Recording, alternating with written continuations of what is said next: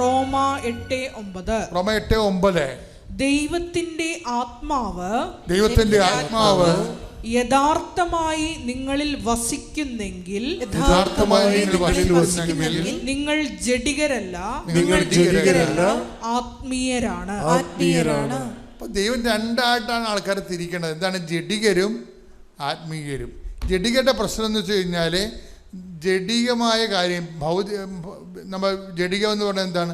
ഭൗതികമായ നേട്ടത്തിന് വേണ്ടി മാത്രം വീട്, ജോലി, വിവാഹം, വെള്ളം, അതുപോലെ പ്രൊമോഷൻ, ഇങ്ങനെയുള്ള ജഡിക കാര്യങ്ങൾക്ക് മാത്രമേ വാവിളിക്കത്തുള്ളൂ ദൈവത്തിൻ്റെ സന്നിധിയിൽ. ആഹാരത്തിന് വാവിളിക്കണ പോലെ തന്നെയാണ് അവൻ ദൈവത്തിന് പ്രാർത്ഥിക്കാൻ വാവിളിക്കണത്. എന്തിനു വേണ്ടിയായിരിക്കും? ജഡിക കാര്യത്തിന് വേണ്ടിയായിരിക്കും. അത് കുറേ നാളായി കഴിഞ്ഞാൽ നിങ്ങൾ ബ്രാൻഡഡായി പോവും, ജഡികനായി പോവും. എന്ന് വെച്ചാൽ ഇന്ന് വരെ ഇപ്പോൾ ഈ ജെയ്മി പറഞ്ഞെന്താണെന്നറിയാവോ? ഞാൻ പ്രേക്ഷിത പ്രവർത്തനത്തിൽ ഇറങ്ങണത് എന്തിനാണെന്നറിയാവോ? ഞാൻ എൻ്റെ മകനെയും കൊണ്ടാണ് ഇറങ്ങണത്. അമ്മയും മകനും കൂടി എല്ലായിടത്തും പ്രേക്ഷിത പ്രവർത്തനത്തിന് പോണത്. ഇവർക്ക് അത്യാവശ്യം ശമ്പളമുള്ള നല്ല ജോലിയുള്ള പാർട്ടിയാണ്. പക്ഷേ അവരെ സംബന്ധിച്ചിടത്തോളം അവർ ഈ മകൻ സുഖപ്പെട്ട് കഴിഞ്ഞപ്പോഴാണ് എന്ത് ചെയ്ത് അവരുടെ മനസ്സിൽ കർത്താവ് ഒരു ആഗ്രഹം കൊടുത്തു. എന്താഗ്രഹം കൊടുത്തു വെച്ചാൽ ഇവർക്ക് ഇപ്പോൾ 12 മണിക്കൂർ ജോലിയാണ്. 12 മണിക്കൂർ ജോലിയാണ്. ബാംഗ്ലൂരാണ് അവർ സെറ്റിൽ ചെയ്തിരിക്കുന്നത്. അപ്പോൾ ഈ 12 മണിക്കൂർ ജോലി കൊണ്ട് ഇവർ വശം കേട്ടിരിക്കുകയാണ്. കാര്യം അവിടെ ആ സീറ്റിൽ ആ വർക്ക് ചെയ്യണ വേറെ ആരും ഇല്ലാത്ത കാരണം കമ്പനി ഇവരെ അടിസ്ഥാനപ്പെടുത്തിയിരിക്കണ കാരണം ഇവർക്ക് വർക്ക് കൂടുതലാണ്. വർക്ക് ലോഡാണെങ്കിലും അത് കണ്ട് ഇവരുടെ സങ്കടം എന്ന് വെച്ച് കഴിഞ്ഞാൽ ഇവർക്ക് പ്രേക്ഷിത പ്രവർത്തനത്തിന് സമയമില്ല. അതാണ് സംഭവം. വർക്ക് ലോഡാകണമെന്ന് പറയുമ്പോൾ നമ്മളവർക്ക് ഇത്തിരി ലീവ് കിട്ടിയെങ്കിൽ ഉറങ്ങാമായിരുന്നില്ല എന്നൊക്കെ പറയത്തില്ലേ? അങ്ങനെയല്ല ഇവർ പറയണത്.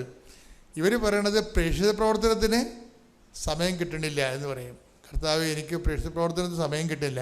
കാര്യം ഇവർ ഇവിടെ വരുമ്പോൾ ഈ ഓട്ടിസം ബാധിച്ച മകനുമായിട്ട് ഇവിടെ വരുമ്പോൾ ഇവർക്ക് ഈ ഉടമ്പടിയെക്കുറിച്ച് അറിയത്തില്ല. പക്ഷേ ഉടമ്പടിയെക്കുറിച്ച് കേട്ടപ്പോൾ അവർ പറഞ്ഞ അവരുടെ ഫസ്റ്റ് റെസ്പോൺസ് ഇത് ഭയങ്കര ലോജിക്കായിരിക്കണമല്ലോ എന്നാണ് പറഞ്ഞത്. എന്താ കാര്യം? പ്രാർത്ഥനയല്ലല്ലോ വിഷയം. ഇവിടെ എന്താണ്? പ്രവർത്തനങ്ങളാണ് വിഷയം. പ്രാർത്ഥനയല്ല ഇവിടെ മോഡായിട്ട് ഉപയോഗിക്കുന്നത്. എന്താണ്? പ്രവർത്തനങ്ങളാണ്.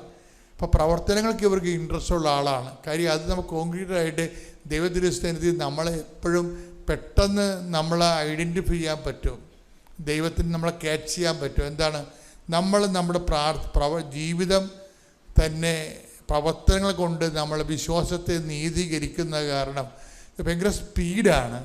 അപ്പോൾ ഇവർ സ്പീഡാണെന്ന് പറയുമ്പോൾ നിങ്ങൾ സ്പീഡായാൽ മാത്രമേ സ്പീഡാകത്തുള്ളൂ. ചില ആൾക്കാർ ഇപ്പം ഇവരുടെ രീതി ഇവർ പറയണത് ഞാൻ ആ പത്രം കിട്ടുമ്പോൾ തന്നെ പത്രം അരച്ച് കലക്കി ആദ്യം ഒന്ന് പഠിക്കും. കണ്ടാ നോക്കി, അങ്ങനെയാണ് ആൾക്കാർ ജീവിക്കണത്. പത്രം കിട്ടുമ്പോൾ തന്നെ പത്രം ഞാൻ കുത്തിയിരുന്ന് വായിക്കും. ഇത് ന്യൂ അപ്ഡേഷൻസ് എല്ലാം നോക്കുമെന്ന്. സാക്ഷ്യത്തിൻ്റെ പുതിയ തലങ്ങളില്ലേ അതെല്ലാം നോക്കും. എന്തിനാണ് അവരെ നോക്കണത്? ഈ മകനെയും കൊണ്ടുപോയിട്ട് ടൗണിൽ പോകും, അല്ലെങ്കിൽ ഏതെങ്കിലും ബാംഗ്ലൂർ സിറ്റിയിൽ ഇതുപോലെയുള്ള ഗ്രൂപ്പുകളിലേക്ക് പോകും, അല്ലെങ്കിൽ കവലയിൽ പോയിട്ട് ഇവർ ജനങ്ങളോട് സംസാരിക്കും പത്രം വെച്ച്. അത് അവർ കൊണ്ടുപോകുന്ന പത്രം എന്താണ്? ഇംഗ്ലീഷ് പത്രം, കന്നഡ പത്രം. കന്നഡ അവർക്ക് അധികം പിടിയില്ല. പക്ഷേ എനിക്ക് കന്നഡക്കാരെ കിട്ടുമ്പോൾ ഞാൻ അറിയാവുന്ന കന്നഡ ഭാഷയിലും പിന്നെ ഹിന്ദിയിലും ഇംഗ്ലീഷും ഒക്കെ അവരോട് സംസാരിക്കും. അവരുടെ റിസപ്റ്റിവിറ്റി കാണുമ്പോഴേക്കും മനസ്സിലാകും എനിക്ക് ഭാഷ അത്ര നിശ്ചയമില്ലെങ്കിൽ ഞാൻ പറയണ കാര്യം അമ്മ അവർക്ക് തർജ്ജമ ചെയ്ത് കൊടുക്കുന്നുണ്ട്. അതാണ് അവർ സന്തോഷത്തോടെ കന്നഡക്കാർ ചോദിക്കുകയെ, നിങ്ങൾ ഇത്രയും ശ്രദ്ധിച്ചാണോ സൂക്ഷിച്ചാണോ കേരളത്തിലൊക്കെ ജീവിക്കണതെന്ന്. കാര്യം അങ്ങനെയാണ് അവരുടെ റെസ്പോൺസ്. അതാണ് കന്നഡക്കാർ ഇവരുടെ പ്രേക്ഷിത പ്രവർത്തനം കാണുമ്പോഴേ. ഇവർ ചോദിക്കും ഈ മകനെ കൊണ്ട് പോണ കാര്യം എന്ന് വെച്ചാൽ മകനെ കാണിച്ചിട്ട് ഇവർ സാക്ഷ്യം പറയുകയും. ഈ മകനെ കാണിച്ചിട്ടാണ് ഇവർ സാക്ഷ്യം പറയണത്. അത് പ്രൂഫായിട്ട് അവർ കൊണ്ടു നടക്കുന്ന അതായത് അവർക്ക് ദൈവം തന്ന അനുഗ്രഹത്തെ ജനങ്ങളുടെ മുമ്പിൽ കാണിച്ച്. ഇപ്പം ഇങ്ങനെയൊക്കെ ചെയ്യുമ്പോൾ എന്താ പ്രശ്നം എന്ന് വെച്ച് കഴിഞ്ഞാൽ ദൈവത്തോട് നമ്മൾ ആദ്യം വായിട്ടിളക്കേണ്ടി വരത്തില്ല. എന്താ കാര്യം? ദൈവം ഇവരെ കാണുന്നുണ്ടല്ലോ, ഇവർ ചെയ്യണ കാര്യങ്ങൾ. അതാണ് വിഷയം. കാര്യം ദൈവം ഇത് കാണുന്നുണ്ടല്ലോ, ഇവർ ചെയ്യണ കാര്യങ്ങളെല്ലാം. ഇത്രയും തിഷ്ഠതയാണ് ഇവർ ഈ കാര്യത്തിൽ എടുത്തിരിക്കുന്നത്. അങ്ങനെയൊക്കെ വരുമ്പോൾ ഗുണമെന്ന് പറയുന്നത് നമുക്ക് പ്രാർത്ഥനയുടെ എണ്ണം കുറക്കാൻ പറ്റും. ചില ആൾക്കാരൊക്കെ മനസ്സിലൊന്ന് വിചാരിച്ചാൽ മതി. കാര്യം ദൈവസ്നേഹം ഉള്ളവന് വിചാരം പോലും പ്രാർത്ഥനയായിട്ടാണ് മാറണത്.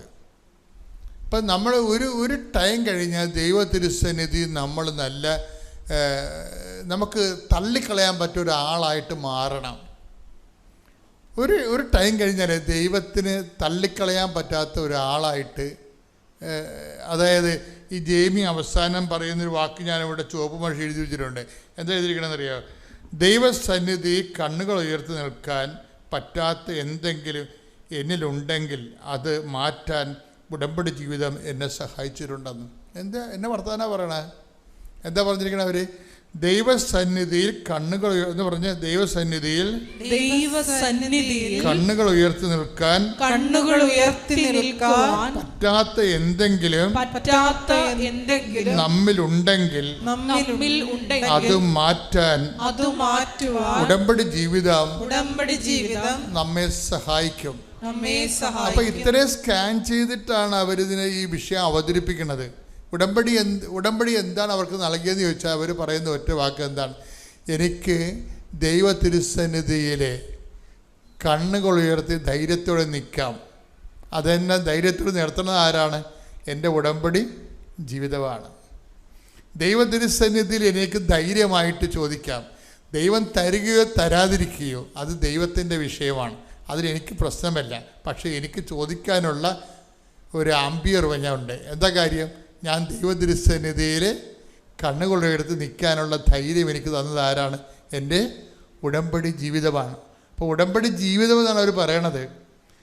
ഞാനൊരിക്കലും ഉടമ്പടി ജീവിതമെന്ന് പറഞ്ഞിട്ടില്ല. കാരണം ജനങ്ങൾ അവരുടെ അനുഭവത്തിലൂടെ ഉടമ്പടി ജീവിതമെന്ന് പറയാൻ തുടങ്ങിയപ്പോഴാണ് ഞാനും ഉടമ്പടി ജീവിതമെന്ന് പറയാൻ തുടങ്ങിയത്. കാര്യം ഉടമ്പടി ഒരു ജീവിത രീതിയാണത്. ആ ഉടമ്പടി ജീവിതത്തിലൂടെ ഒരു വ്യക്തിക്ക് ഉണ്ടാകുന്ന സംഭവം എന്താണ്? ദൈവത്തിൻ്റെ തിരുസന്നിധിയിൽ കണ്ണുകൾ ഉയർത്തി നിൽക്കാൻ നമുക്ക് ആശങ്കയില്ലാതെ, സംശയമില്ലാതെ, ഞെട്ടുറപ്പോടുകൂടി നിൽക്കാൻ പറ്റും. കാര്യം എന്താണ്? അവരുടെ പ്രവർത്തനത്തിൻ്റെ രീതിയാണ്. കന്നഡയും ഇംഗ്ലീഷുകാരുടെ ഇംഗ്ലീഷും ഹിന്ദിയോട് ഹിന്ദി, അത്രയും ഭാഷയ്ക്ക് നൈപുണ്യം ഇല്ലെങ്കിൽ പോലും ആദ്യം പതർച്ചൊന്നും ഇല്ലാതെ കർത്താവിനെ സുവിശേഷ വേല. അപ്പോൾ ഇത് ചെയ്യണത് എന്താണ്? ഇത് ചെയ്യണത് ഇവർ 12 മണിക്കൂർ ജോലി കഴിഞ്ഞിട്ടാണ് ചെയ്യണത്. 12 മണിക്കൂർ ജോലിയുണ്ട് അവർക്ക് അവരുടെ ഓഫീസിൽ. അത് കഴിഞ്ഞിട്ടാണ് ഇവർ ചെയ്യണത്.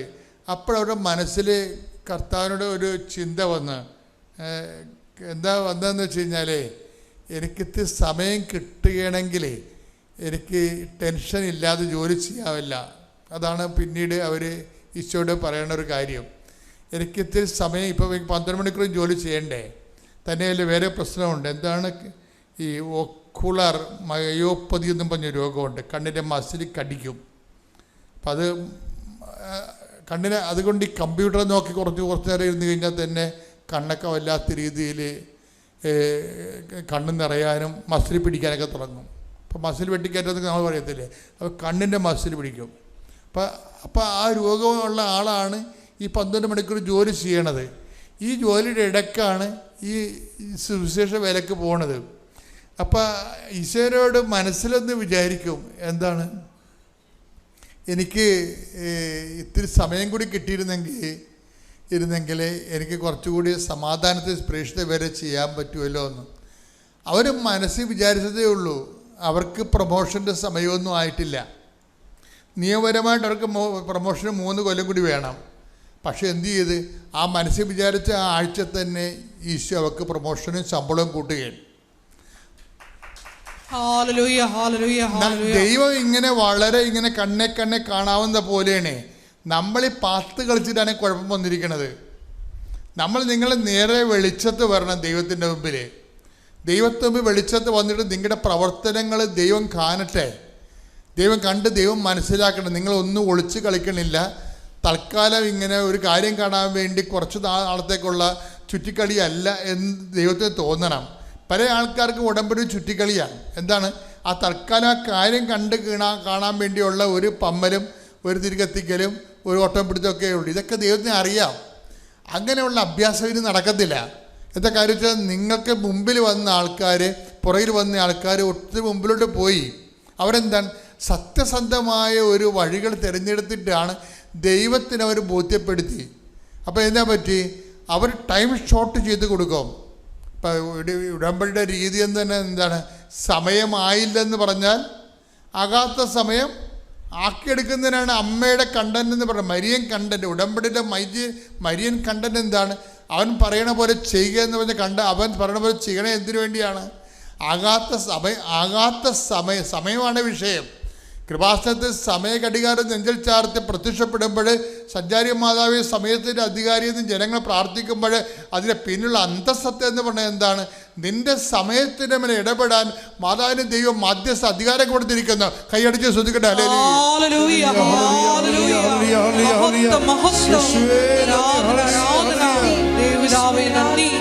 എൻ്റെ പേര് നിമിഷ. ഞാൻ തൃശ്ശൂരിൽ നിന്ന് വരുന്നു. ഞാനൊരു ഹിന്ദു കുടുംബത്തിൽ ജനിച്ചതാണ്. ഞാൻ ചെറുപ്പം മുതലേ ഈശോയിനും മാതാവിനും പ്രാർത്ഥിക്കാറുണ്ടായിരുന്നു. എൻ്റെ അമ്മയ്ക്ക് ഭയങ്കര വിശ്വാസമായിരുന്നു. അങ്ങനെ ഞങ്ങളും പ്രാർത്ഥിക്കാറുണ്ടായിരുന്നു. പിന്നെ ഹസ്ബൻഡിന് അങ്ങനെ വീട്ടുകാർ പറഞ്ഞ വിശ്വാസം ഉണ്ടായിരുന്നില്ല. ഞാൻ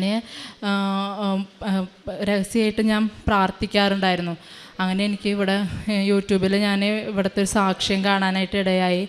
അപ്പോൾ ആ സാക്ഷ്യം കണ്ട് പിന്നെയും ഞാൻ 2-3 സാക്ഷ്യങ്ങൾ കണ്ടു. അപ്പോൾ അത് കഴിഞ്ഞ് ഞാൻ ജോലിക്ക് വന്നപ്പോൾ ജോലി സ്ഥലത്ത് കൃപാസനം പത്രം കണ്ടു. ആ പത്രം ഞാൻ വായിച്ച് ഞാൻ എൻ്റെ കൂടെ വർക്ക് ചെയ്യുന്ന ചേച്ചിയുടെ അടുത്ത് ചോദിച്ചപ്പോൾ പറഞ്ഞു, ഇങ്ങനെ ആലപ്പുഴയിൽ മാതാവിൻ്റെ ഒരു പള്ളിയുണ്ട്, അവിടെ ഭയങ്കര അത്ഭുതങ്ങൾ നടക്കുന്നുണ്ടെന്ന് പറഞ്ഞു. അപ്പം ഞാനത് രഹസ്യമായിട്ട് ഞാൻ ഫോണിൽ കാണാറുണ്ടായിരുന്നു. അച്ഛൻ്റെ ധ്യാനമൊക്കെ കേൾക്കാറുണ്ട്. അങ്ങനെ ഒരിക്കൽ ഞാൻ സ്വപ്നം കണ്ടു. ഞാനും ഹസ്ബൻഡും കൂടി ഇങ്ങോട്ട് വരുന്നതായിട്ട് ഞാൻ സ്വപ്നം കണ്ടു. അത് കഴിഞ്ഞ് ഞാൻ ഇങ്ങോട്ട് വരാനായിട്ട് ഞാൻ എന്നും മാതാവിൻ്റെ അടുത്ത് ഞാൻ പ്രാർത്ഥിക്കും. എനിക്ക് ഇവിടെ വരണം, എനിക്ക് മാതാവിൻ്റെ അടുത്ത് ഇവിടെ വന്ന് പ്രാർത്ഥിക്കണം. അങ്ങനെ ഇരിക്കുമ്പോൾ എൻ്റെ അച്ഛനെ വയ്യാതെയായി. അച്ഛന് 75 വയസ്സ് കഴിഞ്ഞതാണ്. അച്ഛൻ ഭയങ്കര സീരിയസ് ആയിട്ട് കിടക്കുമായിരുന്നു. അപ്പം ഞാൻ എൻ്റെ വർക്ക് ചെയ്യുന്ന അവിടുത്തെ സിസ്റ്റർ പറഞ്ഞു, ഇവിടെ വന്ന് അച്ഛനെ നമുക്ക് കിട്ടാനല്ല, അച്ഛൻ നല്ല വയസ്സായി, അച്ഛൻ കിട്ടില്ല എന്നുള്ളത് ഡോക്ടർ പറഞ്ഞിട്ടുണ്ട്. അപ്പോൾ പറഞ്ഞു, നമുക്ക് ദൈവത്തിൻ്റെ ഇഷ്ടം എങ്ങനെയാണോ അത് നിറവേറണം, അച്ഛനെ ബുദ്ധിമുട്ടിക്കരുത്, നിങ്ങൾ അവിടെ വന്ന് പ്രാർത്ഥിക്കുമെന്ന് പറഞ്ഞു. ഞങ്ങളിവിടെ വന്ന് പ്രാർത്ഥിച്ചു. ഞാൻ ഹസ്ബൻഡിൻ്റെ അടുത്ത് ചോദിച്ച് ഞാൻ അവിടെ വന്നു. പക്ഷെ ഉടമ്പടി എടുക്കണ കാര്യം ഹസ്ബൻഡിൻ്റെ അടുത്ത് പറഞ്ഞിട്ടുണ്ടായിരുന്നില്ല. ഞാൻ ഇവിടെ വന്ന് ഉടമ്പടി എടുത്തു. ഇവിടെ വന്ന് പ്രാർത്ഥിച്ച് ഞാൻ പോയി. ഞാൻ പ്രാർത്ഥിക്കാറുണ്ടായിരുന്നു.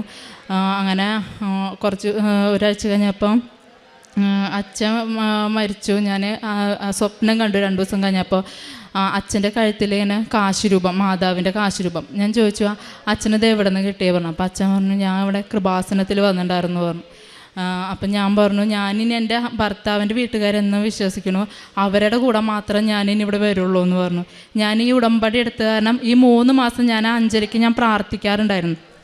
ഇവരെ കാണാതെ ഞാൻ അടുക്കളയിൽ വെച്ച് എനിക്കങ്ങനെ മാതാവിൻ്റെ ഫോട്ടോ പോലും കൈ പിടിക്കാനുള്ളൊരു ഇതുണ്ടായിരുന്നില്ല. ഞാൻ ചിരട്ടയിൽ മാതാവിൻ്റെ തിരി കത്തിച്ച് ഞാൻ കരഞ്ഞ് പ്രാർത്ഥിച്ചു, മാതാവേ ഇനി എനിക്ക് ഉടമ്പടി പുതുക്കാനാണെങ്കിൽ മറയില്ലാണ്ട് പ്രാർത്ഥിക്കാൻ അമ്മ എനിക്കൊരു വഴി കാണിച്ചു തരണം, എന്നാൽ മാത്രം ഞാൻ ഈ ഉടമ്പടി പുതുക്കുള്ളൂ. എനിക്ക് പ്രാർത്ഥിക്കണം, എൻ്റെ അമ്മയുടെ അടുത്ത് വന്ന് ഉടമ്പടി എനിക്ക് കണ്ടിന്യൂ ചെയ്യണം, എൻ്റെ അമ്മ എന്നെ അനുഗ്രഹിക്കണം. ഇവർ ഹസ്ബൻഡൊന്നും കാണാതെ ഞാൻ പ്രാർത്ഥിക്കും. അങ്ങനെ പിന്നെ എനിക്കിങ്ങനെ അച്ഛൻ്റെ ധ്യാനം ഒരു വട്ടമെങ്കിലും ഇവിടെ വന്ന അച്ഛൻ്റെ ധ്യാനത്തിൽ എനിക്ക് പങ്കുകൊള്ളുന്ന ഞാൻ ഭയങ്കരമായിട്ട് ഞാൻ കരഞ്ഞു പ്രാർത്ഥിക്കാറുണ്ടായിരുന്നു. അങ്ങനെ ഞാനൊരു ദിവസം ഞാനിനി ഹസ്ബൻഡിനെ മാനസാന്തരപ്പെടാനായിട്ട് എന്നെ ഇവിടെ വിടാനായിട്ടുള്ള ഒരു അനുവാദം കിട്ടാനായിട്ട് ഞാൻ ഒരുങ്ങി പ്രാർത്ഥിച്ചു. അമ്മയോട് പറഞ്ഞു, അമ്മ തന്നെ ഹസ്ബൻഡിൻ്റെ അടുത്ത് ഇത് പറയണം, അതിനുള്ള മറുപടി അമ്മ തന്നെ എനിക്ക് തരണം. അങ്ങനെ ഞാൻ 2-3 ദിവസമായിട്ട് ഇങ്ങനെ പ്രാർത്ഥിച്ചുകൊണ്ടിരിക്കുമ്പോൾ ഒരു ഹസ്ബൻഡ് എൻ്റെ ഫോൺ നോക്കി, ഫോണിൽ ഇതൊക്കെ കണ്ടപ്പോൾ ചോദിച്ചു ഇതെന്താന്ന്. അപ്പം ഞാൻ അങ്ങനെ പറഞ്ഞു, ഇവിടെ വന്ന് ഞാൻ ഉടമ്പടി എടുത്തിട്ടുണ്ടായിരുന്നു എന്ന് പറഞ്ഞു. അപ്പം തന്നെ ഹസ്ബൻഡ് എൻ്റെ അടുത്ത് പറഞ്ഞു നമുക്ക് അങ്ങോട്ട് പോവാമെന്ന് പറഞ്ഞു. അപ്പോൾ ഇവിടെ വന്ന് അത് ഞങ്ങൾക്ക് സാമ്പത്തികമായിട്ടുള്ള കുറച്ച് ബുദ്ധിമുട്ടുകളും കാര്യങ്ങളൊക്കെ ഉണ്ടായിരുന്നു. അങ്ങനെ പിന്നെ അങ്ങനെ കുറച്ച് ബുദ്ധിമുട്ടായപ്പോൾ ഹസ്ബൻഡ് പറഞ്ഞു നമുക്കൊന്ന് അങ്ങോട്ട് പോകാൻ പറഞ്ഞു. ഇവിടെ വന്നപ്പോൾ ഞങ്ങൾ സൺഡേ ആണ് ഇവിടെ വന്നത്, അച്ഛൻ്റെ ധ്യാനത്തിൻ്റെ ദിവസം. ഇപ്പോൾ ഇവിടെ വന്നപ്പോൾ ഹസ്ബൻഡ് എൻ്റെ അടുത്ത് പറഞ്ഞു നീ കഴിഞ്ഞിട്ടുണ്ടെങ്കിൽ വിളിക്കും, ഞാൻ പുറത്ത് നിൽക്കാമെന്ന് പറഞ്ഞു. ഞാൻ പറഞ്ഞു വേണ്ട, നമുക്ക് എത്ര പേര് ഇവിടെ വരാനായിട്ട് ആഗ്രഹിച്ചിട്ട് പറ്റണില്ല, നമ്മളിവിടെ എത്തിയില്ലേ, അച്ഛൻ്റെ ധ്യാനം ഒന്ന് കേട്ടൂടെ പറഞ്ഞു. ഞങ്ങൾ രണ്ടുപേരും ഇവിടെ ഫ്രണ്ടിൽ തന്നെ ഇരുന്ന് ഞങ്ങൾ അച്ഛൻ്റെ ധ്യാനം കേട്ടു. ഇവിടെ നിന്ന് ഇറങ്ങിയപ്പോൾ ഹസ്ബൻഡ് പറഞ്ഞു എനിക്കിവിടെ വന്ന് പ്രാർത്ഥിച്ചപ്പോൾ എന്തോ ഒരു പോസിറ്റീവ് എനർജി കിട്ടി. അപ്പോൾ ആളും പിന്നെ എൻ്റെ കൂടെ ഞങ്ങൾ രണ്ടുപേരും കൂടി അച്ഛൻ്റെ ധ്യാനം കാണാനൊക്കെ തുടങ്ങി. ഇവിടെ നിന്ന് പോയതിൻ്റെ 2 ദിവസം കഴിഞ്ഞപ്പോൾ ആൾക്ക് വലിയൊരു വർക്ക് കിട്ടി, ഒരു 5 ലക്ഷത്തിൻ്റെ വർക്ക് കിട്ടി. ആ വർക്ക് ആൾക്ക് സ്വന്തമായിട്ട് ചെയ്യാൻ പറ്റി. ആൾ സ്വന്തമായിട്ട് തുടങ്ങിയെങ്കിലും കൂടിയിട്ട് അതങ്ങോട്ട് ശരിക്കും ചെയ്യാനായിട്ട് പറ്റിയില്ല. ആൾക്ക് അലുമിനിയം ഫാബ്രിക്കേഷൻ്റെ വർക്കാണ്. സ്വന്തമായിട്ട് കട തുടങ്ങിയെങ്കിലും കൂടി അത് കൃത്യമായി ചെയ്യാനായിട്ട് പറ്റുന്നുണ്ടായിരുന്നില്ല. ഇവിടെ വന്നതിൻ്റെ ശേഷമാണ് വലിയ വർക്ക് കിട്ടി. അതാൾ നല്ല ലാഭമൊക്കെ ഞങ്ങൾക്ക് അതിൽ നിന്ന് കിട്ടിയായിരുന്നു. അങ്ങനെ ആളുടെ കീഴിൽ 4 പേരേനെ ആൾ ഹെൽപ്പായിട്ട് വെച്ചു. അങ്ങനെ വർക്കുകളൊക്കെ കിട്ടി തുടങ്ങി. അങ്ങനെ ആൾക്ക് ഭയങ്കര വിശ്വാസമായി. അങ്ങനെ ഞങ്ങളിവിടെ വന്ന് പ്രാർത്ഥിക്കാറുണ്ട്. അതിൻ്റെ ഇടയ്ക്ക് ആൾക്കൊരു തണ്ടിൽ വേദന ഉണ്ടായിരുന്നു, കുറച്ച് നാളായിട്ടുണ്ട് തണ്ടിൽ വേദന. ഞങ്ങൾ കുറേ ഡോക്ടർമാരെ കാണിച്ച് അപ്പോൾ അതിനൊരു കുറവുണ്ടായിരുന്നില്ല. ഞാൻ പറഞ്ഞു നമുക്ക് മാതാവിൻ്റെ അവിടെ പോയി പ്രാർത്ഥിക്കാം, അതിന് ശേഷം നമുക്ക് എന്താണെന്നുണ്ടെങ്കിൽ തീരുമാനിക്കാൻ പറഞ്ഞു. ഇവിടെ വന്ന് ഹസ്ബൻഡ് ആ വേദന വെച്ച് ഇവിടെ നിന്ന് ഇങ്ങോട്ട് മാതാവിൻ്റെ ഇവിടേക്ക് മുട്ടുകുത്തി വന്നു. എന്നിട്ട് അന്ന് ഹസ്ബൻഡും അന്ന് ഉടമ്പടി എടുത്തു. അന്ന് പ്രാർത്ഥിച്ച് ഞങ്ങൾ ഈ അസുഖം ഈ ശരീരത്തിൽ നിന്ന് എടുത്തു മാറ്റണമെന്ന് ഞങ്ങൾ രണ്ടുപേരും കരഞ്ഞു പ്രാർത്ഥിച്ചു. അന്ന് രാത്രി ഹസ്ബൻഡ് വേദന കൂടി ഞങ്ങൾ ഡോക്ടറെ അടുത്ത് പോയി എമർജൻസി MRI ചെയ്തു. അന്ന് സർജറി ദിവസമല്ലായിരുന്നിട്ടും അന്ന് ഡോക്ടർ ഞങ്ങൾക്ക് വേണ്ടി ആ സർജറി ചെയ്തു. അത് ശരീരത്തിൽ നിന്ന് എടുത്തു മാറ്റി. 6 മാസം നല്ല റെസ്റ്റ് പറഞ്ഞിട്ടുണ്ടായിരുന്നു. ഇവിടെ 1.5 മാസം ആയപ്പോഴത്തേനും ഞങ്ങളിവിടെ റാലിയിൽ പങ്കെടുക്കാൻ വന്നു. പിന്നെ 2 മാസം ആകുമ്പോഴത്തേനും ആൾ വർക്കിന് പോയി തുടങ്ങി. അങ്ങനെ ഒരു ഓപ്പറേഷൻ ചെയ്തതായിട്ട് ആളുടെ ശരീരത്തിൽ അങ്ങനെ തോന്നണില്ല എന്നാണ് ആൾ പറഞ്ഞത്. ഇപ്പം എല്ലാ വർക്കും ആൾ ചെയ്യുന്നുണ്ട്. ഞങ്ങൾ അതുപോലെ ഞങ്ങളുടെ അമ്മ, ഹസ്ബൻഡിൻ്റെ അമ്മ ഉടമ്പടി എടുത്തു. ഞങ്ങളിപ്പോൾ ഞാൻ അത്രയും വിഷമിച്ച് പ്രാർത്ഥിച്ച സമയങ്ങളായിരുന്നു. ഞാൻ ആരും അറിയാതെ ഞാൻ അടുക്കളയിലൊക്കെ വെച്ച് പ്രാർത്ഥിച്ചത്. കഞ്ഞിങ്ങളത്തിൻ്റെ പിന്നിൽ തിരി കത്തിച്ചിട്ടായിരുന്നു ഞാൻ എൻ്റെ മാതാവിനെ വിളിച്ച് പ്രാർത്ഥിച്ചായിരുന്നത്. ഇപ്പോൾ ഞങ്ങൾ ഇവിടെ നിന്ന് ഒരു രൂപം മാതാവിൻ്റെ മേടിച്ചിട്ടുണ്ട്. ആൾ ഫാബ്രിക്കേഷൻ്റെ വർക്കാണ്. ഇതുപോലൊരു രൂപം കൂടി ഞങ്ങളുടെ വീട്ടിലുണ്ടാക്കി വെച്ചിട്ടുണ്ട്. അവിടെ ഞങ്ങൾ 5:30 ഞങ്ങൾ കുടുംബസമേതം നിന്ന് ഞങ്ങൾ പ്രാർത്ഥിക്കുക, പ്രത്യക്ഷീകരണ പ്രാർത്ഥന ചൊല്ലും. ഞങ്ങൾ അത് കഴിഞ്ഞ് ഞങ്ങൾ അന്ന് കുർബാന കൂടും. TV കുർബാന ധ്യാനം ഒരു ദിവസം 8 മണി വരെ ഞങ്ങൾ TV എല്ലാ പരിപാടി കുർബാന ധ്യാനം ആരാധന എല്ലാം ഞങ്ങൾ കാണും. ഞങ്ങൾ കുടുംബത്തോടൊക്കെ ഞങ്ങളെല്ലാം കാണും. എൻ്റെ മക്കൾ കുഞ്ഞു മക്കളാണ്. ആ മക്കൾ സ്കൂളിൽ പോകുമ്പോൾ അവർ ബൈബിൾ വായിച്ചിട്ടാണ് പോണത്. എന്നും സങ്കീർത്തനം 91 അധ്യായം വായിച്ചാണ് അവർ പോവുള്ളൂ. ഞാൻ ഒരു പ്രാവശ്യം അച്ഛൻ്റെ ധ്യാനം കൂടണം, ഒരു വട്ടെങ്കിലും കൂടണം എന്നാണ് ഞാൻ മാതാവിൻ്റെ അടുത്ത് ഞാൻ ആഗ്രഹം പറഞ്ഞ് പ്രാർത്ഥിച്ചത്. ഞങ്ങളിപ്പോൾ എല്ലാ മാസവും ഒരാഴ്ച ഞങ്ങളിവിടെ വരും ധ്യാനം കാണാൻ. ഇവിടെ ഈ ഫ്രണ്ടിൽ അമ്മ മാതാവ് ഞങ്ങൾക്ക് വേണ്ടിയുള്ള എടുത്തു വെച്ചിട്ടുള്ള സീറ്റാണ് ഈ ഫ്രണ്ടിൽ. എത്ര നേരം വൈകി വന്നാലും ഞങ്ങൾക്ക് 2 പേർക്കും ഇവിടെ ഈ ഫ്രണ്ടിൽ ഇരുന്നിട്ട് തന്നെ അച്ഛൻ്റെ ധ്യാനം കാണാനായിട്ട് ഞങ്ങൾക്ക് സാധിക്കും. ഞങ്ങളതുപോലെ ഞങ്ങളുടെ 11 വർഷമായിട്ട് ഞങ്ങളുടെ ആധാരം പണയത്തിലായിരുന്നു. എടുക്കാൻ ഞങ്ങൾക്കൊരു മാർഗ്ഗമില്ല. ഇവിടെ വണക്കമാസത്തിൻ്റെ സമയത്ത് ഞങ്ങൾ ഡേറ്റ് ഇട്ട് പ്രാർത്ഥിച്ചു. 21-ാം തീയതി ഞാനൊരു ഡേറ്റ് ഇട്ടു. ഒരു 17 ആകുമ്പോഴേക്കും ഞങ്ങൾക്ക് കുറച്ച് പൈസ റെഡിയായി. ഞങ്ങൾ 21-ാം തീയതിക്ക് മുന്നേ തന്നെ ഞങ്ങൾക്ക് ആ ആധാരം എടുക്കാനായിട്ട് ഞങ്ങൾക്ക് പറ്റി. അതുപോലെ ഞങ്ങളുടെ പട്ടയം ഉണ്ടായിരുന്നില്ല, ആ പട്ടയം എല്ലാം ഇപ്പോൾ ശരിയായി ഞങ്ങൾക്ക്. അതുപോലെ പുതിയ ഭവനത്തിനുള്ള ലോണ് പാസ്സായി. ഞങ്ങൾക്ക് സ്വന്തമായിട്ട് വെള്ളം ഉണ്ടായിരുന്നില്ല. ഞങ്ങൾ മാതാവിൻ്റെ അടുത്ത് നിയോഗം വെച്ചിട്ടുണ്ടായിരുന്നു. അപ്പോൾ അവർ വെള്ളം സ്ഥാനം നോക്കാൻ വന്നപ്പോൾ ഞങ്ങളുടെ അവിടെ വെള്ളം അധികം ഇല്ലാത്ത സ്ഥലമാണ്. അവിടെ വന്ന സ്ഥാനം നോക്കി അവർ പറഞ്ഞു 300 അടിയെങ്കിലും അടിക്കേണ്ടി വരും വെള്ളം കിട്ടാമെന്ന് പറഞ്ഞു. 300 കഴിഞ്ഞ് 350 വെള്ളമില്ല. അപ്പോൾ അവർ പറഞ്ഞു വെള്ളം കിട്ടാൻ തീരെ ചാൻസ് ഇല്ല, നിങ്ങൾ എന്താ ചെയ്യണമെന്ന് ചോദിച്ചു. അപ്പോൾ ഹസ്ബൻഡ് പറഞ്ഞു നമുക്ക് 400 ആകുമ്പോൾ നിർത്താമെന്ന് പറഞ്ഞു. ഞങ്ങൾ അന്നേരം വേഗം തിരി കത്തിച്ച് ഞങ്ങൾ രണ്ടുപേരും പ്രാർത്ഥിച്ച് അപ്പം തന്നെ ഞങ്ങൾ മാതാവിൻ്റെ ഉപ്പെടുത്ത് ഞങ്ങളവിടെ അടിക്കുന്ന സമയത്ത് ഞങ്ങളവിടെ ഉപ്പിട്ട് ഞങ്ങൾ പ്രാർത്ഥിച്ച് പറഞ്ഞു ഞങ്ങൾക്ക് മാതാവ് ഞങ്ങളുടെ പൈസ പോണേനല്ല ഞങ്ങൾ ഹിന്ദുക്കളായിട്ടും ഞങ്ങൾ മാതാവിനെ വിശ്വസിക്കുന്നത് എല്ലാവരും ഞങ്ങളെ പരിഹസിക്കുന്നത്. അപ്പം ഇനി ഇത് മാതാവിനെ ഇതിൻ്റെ പേരിൽ ഞങ്ങൾ കൂടുതൽ എല്ലാവരും പരിഹസിക്കും. അപ്പോൾ അതാണ് ഞങ്ങൾക്ക് ഏറ്റവും അധികം വിഷമം ഉണ്ടായിരുന്നത്. ഞങ്ങൾ പ്രാർത്ഥിച്ചു, മാതാവേ അമ്മയുടെ ആവശ്യം ഞങ്ങൾക്ക്, അമ്മയുടെ പ്രത്യക്ഷീകരണം സ്ഥിരീകരിക്കാനായിട്ട് ഞങ്ങൾക്ക് ഈ വെള്ളം അമ്മ കാണിച്ചു തരണം. ഇവിടെ അച്ഛൻ പറഞ്ഞൊരു പ്രാർത്ഥന എൻ്റെ മനസ്സിൽ വന്നു. ദൈവപിതാവേ അങ്ങയുടെ പരിശുദ്ധദാസനായ യേശുവിൻ്റെ നാമത്തിൽ അത്ഭുതങ്ങളും അടയാളങ്ങളും കാണിക്കുന്നതിനായി ഞങ്ങളുടെ പറമ്പിന് നേരെ കൈകൾ നീട്ടണമെന്ന് പറഞ്ഞ് ആ കുഴലടിക്കുന്ന സ്ഥലത്തേക്ക് കൈ നീട്ടി ഞാൻ 10 പ്രാവശ്യം പ്രാർത്ഥിക്കാൻ വെച്ചാൽ ഞാൻ 7 പ്രാവശ്യം പ്രാർത്ഥിക്കുമ്പോഴത്തേനും 375 അടിയായി. പെട്ടെന്ന് തന്നെ ഞങ്ങൾക്ക് വെള്ളം കണ്ടപ്പോൾ അവർ പറഞ്ഞു ഇത് ഭാഗ്യം, നിങ്ങൾക്ക് ഭാഗ്യമുണ്ട്, അങ്ങനെ കിട്ടിയ വെള്ളമാണോ എന്ന് പറഞ്ഞു. അപ്പം ഞങ്ങളുടെ അവിടെ ഇതേപോലെ അടുത്ത് തന്നെ കുഴലടിച്ചിട്ട് പെട്ടെന്ന് വെള്ളം കണ്ടിട്ട്, പക്ഷെ അത് ചെളിവെള്ളമായിട്ട് അവർക്കത് യൂസ് ചെയ്യാൻ പറ്റിയിരുന്നില്ല. ഇത് കുറേ പാറയായതുകൊണ്ട് നിങ്ങൾക്ക് ഇത് വെള്ളം നല്ല വെള്ളമാണ് നിങ്ങൾക്ക് കിട്ടിയേക്കണത്. അങ്ങനെ ഞങ്ങൾക്ക് കുറേ അനുഗ്രഹങ്ങൾ മാതാവിൻ്റെ നിന്ന് ഞങ്ങൾക്ക് കിട്ടിയിട്ടുണ്ട്. ഞങ്ങൾ അമ്മയും ഞങ്ങളെല്ലാവരും ഇപ്പോൾ ഉടമ്പടി എടുത്ത് ഞങ്ങൾ ഒരുമിച്ച് പ്രാർത്ഥിക്കും. ആ കാരുണ്യ പ്രവർത്തനം ചെയ്യാനായിട്ട് ഞങ്ങളുടെ അവിടെ ഒരു തളർന്ന് കിടക്കണ പേഷ്യൻസ് ഉള്ളൊരു സ്ഥാപനമുണ്ട്. അപ്പം ഞങ്ങൾ അവിടെ പോയി അവിടെ കുഞ്ഞുങ്ങളുണ്ട്, അവരെ അവർക്ക് ഫുഡ് വാരി കൊടുക്കും, അവരെ തുടയ്ക്കും, അവരെ കാര്യങ്ങളൊക്കെ ഞങ്ങൾ ചെയ്യും. അതുപോലെ ഇവിടുന്ന് കിട്ടുന്ന പത്രം ഞങ്ങൾ മാതാവിൻ്റെ ഇവിടുത്തെ എല്ലാ അത്ഭുത പ്രവൃത്തികളെല്ലാം പറഞ്ഞ് ഞങ്ങളുടെ അനുഭവവും പറഞ്ഞ് ഞങ്ങൾ പത്രം എല്ലാവർക്കും കൊടുക്കും. ഒരാളെന്നെ അതേപോലെ കണ്ട് ഞങ്ങൾ സംസാരിച്ചാൽ പിന്നെ ഞങ്ങൾ അത് സംസാരം അവസാനിക്കുക ഞങ്ങൾ കൃപാസന മാതാവിൻ്റെ കാര്യം പറഞ്ഞായിരിക്കും. ഞങ്ങളെല്ലാവരുടെ അടുത്ത് ഞങ്ങൾ മാതാവിൻ്റെ കാര്യങ്ങൾ ഞങ്ങൾ പറയും. ഞങ്ങളെ കൊണ്ടാവുന്നത് പോലെ ഞങ്ങൾ സാമ്പത്തികമായിട്ട് എല്ലാവരെയും സഹായിക്കും. അതുപോലെ തന്നെ എനിക്ക് ഉപവസിക്കാൻ നല്ല ആഗ്രഹം ഉണ്ടായിരുന്നു, പക്ഷേ എനിക്കത് പറ്റുമോ എന്നുള്ളത് എനിക്ക് അറിയണ്ടായില്ല. ഞാൻ ആദ്യത്തെ കുറച്ച് ദിവസമൊക്കെ ഞാൻ 3 മണി വരെയൊക്കെ അങ്ങനെ ഫുഡ് കഴിക്കാണ്ടിരുന്നു. ഇപ്പം ഞാൻ ആഴ്ചയിൽ 2 ദിവസം ഞാൻ 6 മണി വരെ ഞങ്ങൾ ഉപവാസം എടുത്ത് പ്രാർത്ഥിക്കും. 6 മണിയായിട്ട് ഞാൻ ഫുഡ് കഴിക്കുള്ളൂ. ഇപ്പോൾ നോയമ്പ് കാലം ആയതുകൊണ്ട് വെള്ളിയാഴ്ചയും കൂടി ഞങ്ങൾ എടുക്കുന്നുണ്ട്. ഞാൻ അങ്ങനെ ആഴ്ചയിൽ 3 ദിവസം ഇപ്പം ഞാൻ എടുക്കുന്നുണ്ട്. പിന്നെ ഞങ്ങൾ എല്ലാവരും ഇതേപോലെ എല്ലാ നോയമ്പും എല്ലാം എടുത്തിട്ടുണ്ട്. ഞങ്ങളെല്ലാവരും ബൈബിൾ വായിക്കും, കൊന്ത ചൊല്ലും. ഹസ്ബൻഡിൻ്റെ അമ്മയൊക്കെ 1000 മണി ദിവസം ചൊല്ലാറുണ്ട്. ഞങ്ങളിപ്പോൾ കുരിശിൻ്റെ വഴി ചൊല്ലാറുണ്ട്. ഞങ്ങളെല്ലാ പ്രാർത്ഥന ഞങ്ങൾ ഒരുമിച്ച് ഞങ്ങൾ പ്രാർത്ഥിക്കാറുണ്ട്. ഇത്രയും അനുഗ്രഹം തന്ന മാതാവിന് ഈശോയ്ക്കും ഒരുപാട് നന്ദി പറയുന്നു. കൃപാസന മാതേ അമ്മേ കാരുണ്യകേദാരം നീയേ വാഗ്ദാന പേടകമമ്മേ മോക്ഷകവാടവും നീയേ. ಎಷ್ಟು ಫಾಸ್ಟ್ ಬೇಕಾದ್ರೆ ನಡೀತೇನೆ, ತಾಯಿಯ ಕೃಪೆಯಿಂದ ಮಾತ್ರ ಅಂತ ನಾನು ಹೇಳಲಿಕ್ಕೆ ಇಷ್ಟಪಡ್ತೇನೆ. ನಾನು ಕೇವಲ 55 kg ನನ್ನ ವೆಯ್ಟ್. ಆ 55 kgಯಿಂದ 45 kgಗೆ ನಾನು ಇಳಿದೆ.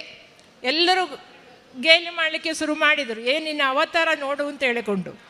ಈ ರೆಸ್ಟಿನ ಏನು ದಿನಗಳು ಉಂಟೋ, ನನಗೆ ಕಾಲು ಫ್ರ್ಯಾಕ್ಚರ್ ಆಗಿ ನಾಳೆ ಕುಳಿತಂತಹ ಆ ರೆಸ್ಟಿನ ದಿನಗಳು, ಅದರಿಂದ ಎದ್ದಾಗ ನಾನು 45 kg ಇದ್ದ ನಾನು 65 kgಗೆ ಮೇಲೆ ಮಾತೆ ನನ್ನನ್ನು ಅಪ್ ಮಾಡಿದರು, ಗಿಫ್ಟ್ ಕೊಟ್ಟರು ನನಗೆ.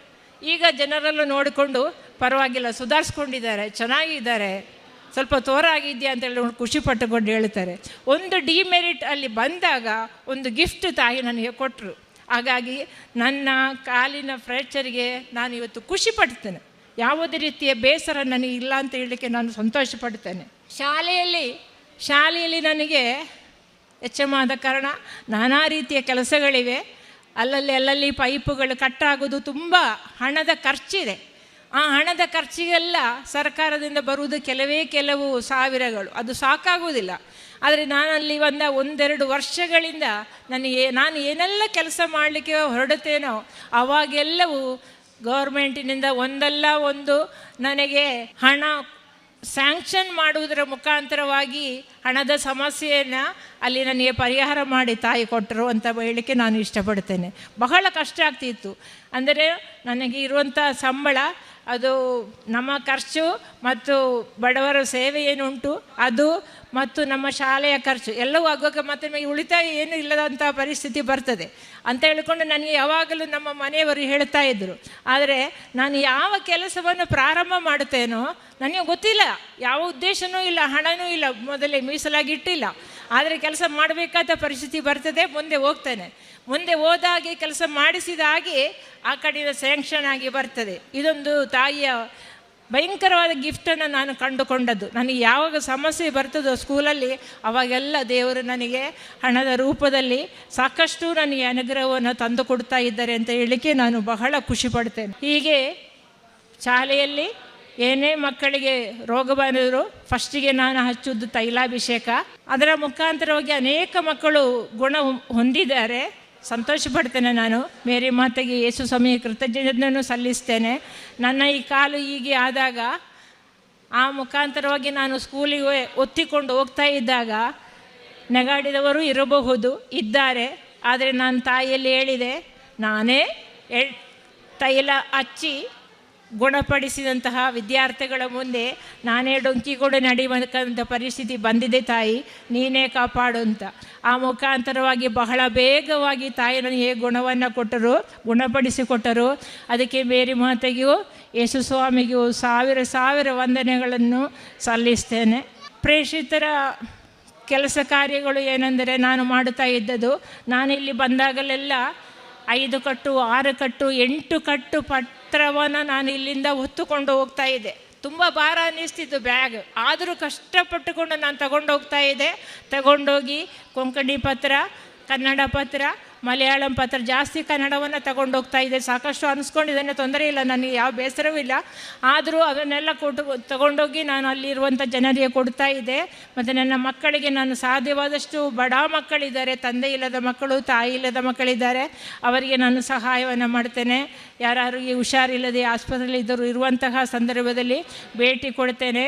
ಅವರಿಗೂ ನನ್ನಿಂದ ಸಾಧ್ಯವಾದಷ್ಟು ಸಹಾಯವನ್ನು ಮಾಡ್ತಾ ಬಂದಿದ್ದೇನೆ ಅಂತ ಹೇಳಲಿಕ್ಕೆ ತಾಯಿ ನನಗೆ ಆಶೀರ್ವಾದ ಮಾಡುತ್ತಾ ಇದ್ದಾರೆ. ಇನ್ನಷ್ಟು ಅವಕಾಶಗಳು ತಾಯಿ ನನಗೆ ಕೊಡುತ್ತಾರೆ. ಇನ್ನೊಮ್ಮೆ ಇಲ್ಲಿ ಒಮ್ಮೆ ಅಲ್ಲ ಅನೇಕ ಸಾರಿ ಇಲ್ಲಿ ಸಾಕ್ಷಿ ಹೇಳಲಿಕ್ಕೆ ನನ್ನನ್ನು ಅವರು ತಮ್ಮ ದಾಸಿಯನ್ನಾಗಿ ಮಾಡುತ್ತಾರೆ ಅಂತ ಹೇಳಲಿಕ್ಕೆ ಖುಷಿಪಡುತ್ತಾ ದೇವರಿಗೆ ಅನಂತ ವಂದನೆಗಳು.